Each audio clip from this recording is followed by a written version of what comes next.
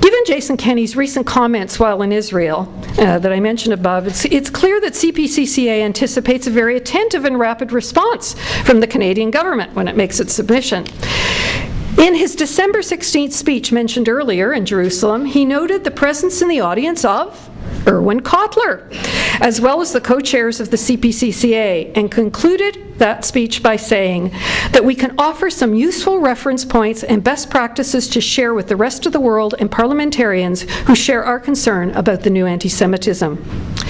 Put plainly, the CPCCA is a front for what is effectively a done deal, with 4 federal parties as willing participants. It is also clear that Canada is to be the testing ground for what is being planned for other international jurisdictions. Without a doubt, the main purpose of this redefinition of anti-Semitism is to create a serious chill on university campuses and in the media. Teachers will be afraid to discuss Israeli policies in their classrooms or write about them, while Israeli apartheid weeks will be prohibited by administrations on campuses across the country for fear of being charged with inciting hate crimes.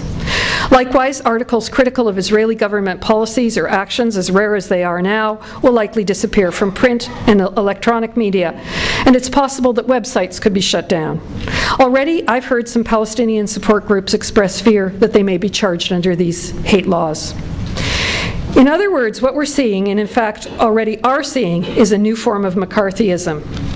And, I was thinking about it tonight. Not only will events like this be very risky to hold, but the library, as I was coming down here, no library, no public building, if this kind of legislation passes, will rent space to Palestinian solidarity groups for fear of being charged by the government. So, the thing that really disturbs me as a Jew is that one of the worst ironies of this whole affair is that should such legislation actually come to pass, as seems likely, anti-Semitism will actually increase. As Bahija Ragai has noted, and we do have her paper, or his, I don't know if it's a he or she, but the paper over there you can pick up after, noted, by equating Jews with Israel and Zionism, the CPCCA reinforces, quote, the reductionist and false notion that all Jews are responsible for the acts of the State of Israel, end quote. And it's worth noting, this got me pretty disturbed, this past Wednesday, speaking at Auschwitz-Birkenau, Israeli Prime Minister Benjamin Netanyahu referred to himself as the leader of the Jewish people. Very disturbing.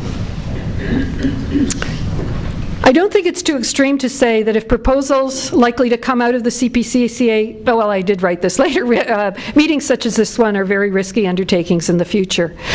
I should also point out that if this legislation comes into being, we will be in the bizarre situation of being able in Canada to stand up and roundly criticize our own government for, say, something like prorogation or poor treatment of Afghani prisoners in a way that we won't be able to criticize a foreign government. Something is terribly wrong with this picture. So, what can you do? Well, I got together some thoughts of what you can do when you leave here tonight. The first is actually go on the CPCCA website, cpcca.ca, and see for yourself where this coalition is headed. All their conclusions are already there. We're also asking all of you here tonight to write letters to your MPs and party leaders, which you can easily do via email, expressing opposition to the participation of their party in the CPCCA. 2 Vancouver MPs, Joyce Murray and Hetty Fry, actually sit on this committee, so if you happen to be in their riding, it's particularly important that you write them. However, since all 4 parties in the House of Commons currently sit on this body, none of them should be immune from our criticism. In your letter, be sure to ask for information regarding CPCCA funding. If parties are willing to let their MPs sit on this committee, surely they should know where the funding has been coming from. If you're connected to one of these parties as a volunteer or a donor, if you can speak on behalf of an organization, your letter would be particularly important.